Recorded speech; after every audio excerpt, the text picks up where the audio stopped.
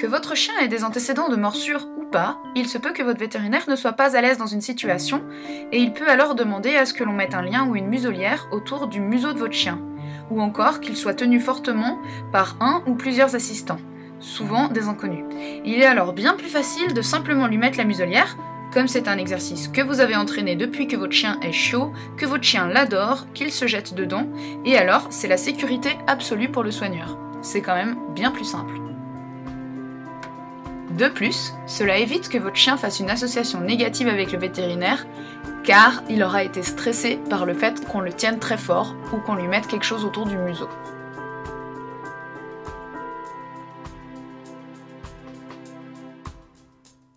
Il peut arriver à n'importe quel âge, bien que je ne vous le souhaite pas, que votre chien commence à avoir des soucis avec ses congénères ou d'autres problématiques comme la protection de ressources, la redirection, la frustration, du stress, etc.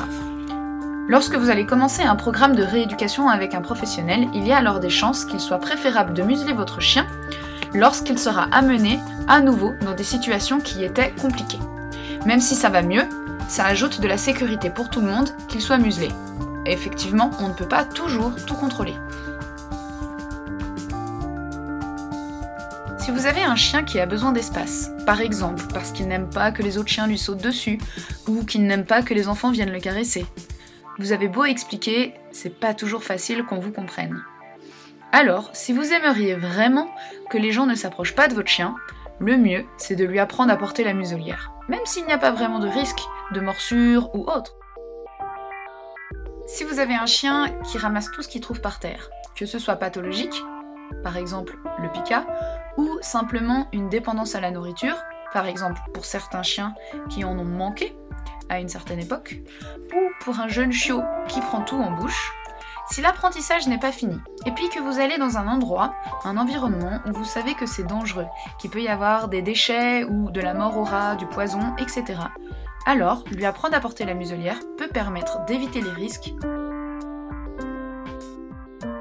Saviez-vous que dans certains transports publics en Europe, comme le train, le bus, le bateau, la télécabine, le téléphérique, le ferry, etc., il peut être obligatoire que votre chien soit muselé ?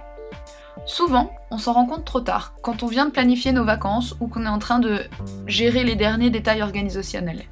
Et à ce moment-là, c'est franchement compliqué d'apprendre à son chien à accepter et apprécier de mettre la tête dans la muselière en quelques jours, alors qu'on est sur le point de se préparer à partir.